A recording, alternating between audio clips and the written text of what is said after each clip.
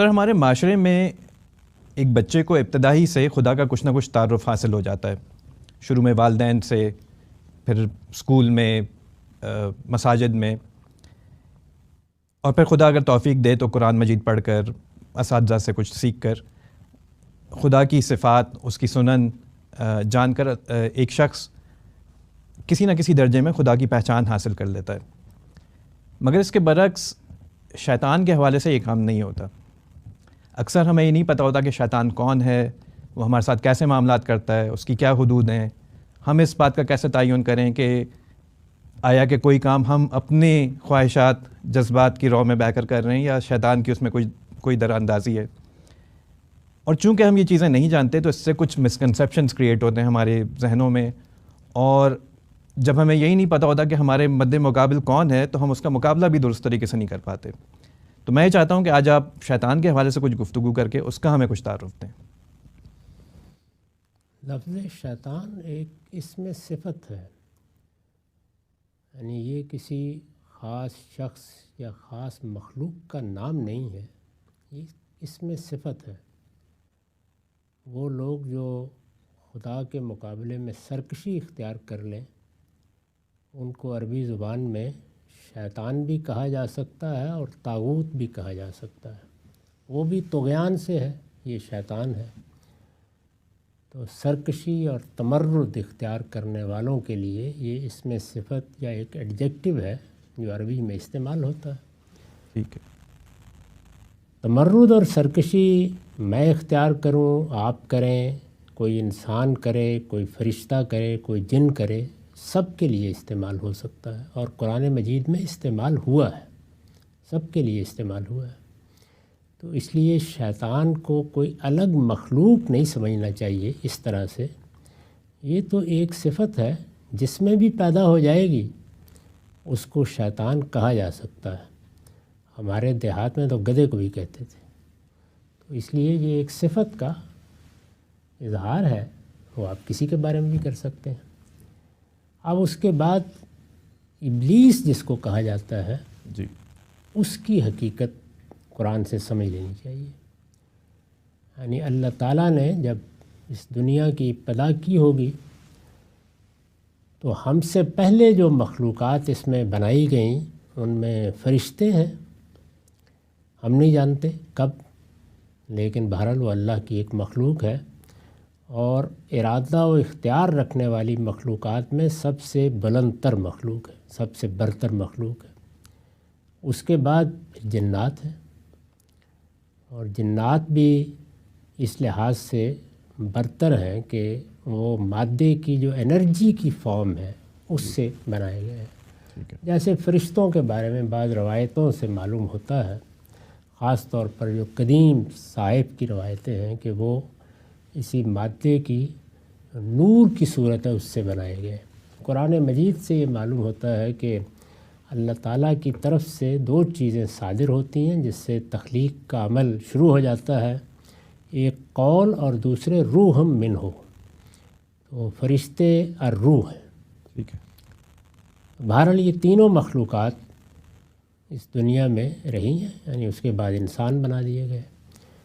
تو انسانوں کو جب اس دنیا میں زندگی شروع کرنے کے لیے کہا گیا تو اس میں ایک امتحان برپا ہوا۔ وہ امتحان کس لیے برپا کیا گیا؟ قرآن مجید میں جہاں جہاں اس کا ذکر ہوا ہے، تدبر کرنے سے معلوم ہوتا ہے کہ خود آدم کی یا انسان کی تربیت کے لیے منعقد کیا گیا، اس کو تعلیم دینے کے لیے۔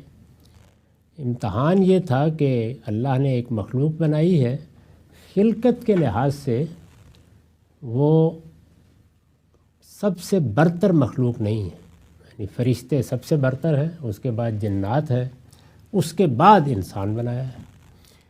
اور اگر ترتیب کے لحاظ سے دیکھا جائے تو جو ان کی خلقت کا مادہ بظاہر معلوم ہوتا ہے اس میں بھی یہی واضح ہوتا ہے کہ اسی طرح سے ان کی حیثیت ہے۔ وہ برتر مخلوقات کو اللہ تعالیٰ نے حکم دیا کہ وہ اپنے سے اس کمتر مخلوق کے سامنے سجدہ ریز ہو جائے۔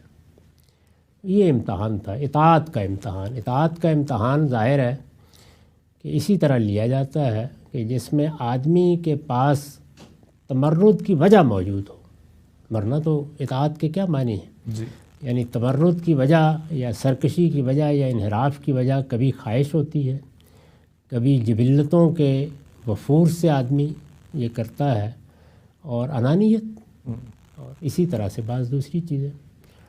تو فرشتوں نے اس میں اپنی کوئی تحقیر نہیں سمجھی، انہوں نے یہ خیال کیا کہ ہم جیسی بھی برتر مخلوق ہیں، اللہ تعالیٰ کے سامنے ہماری کیا حیثیت ہے۔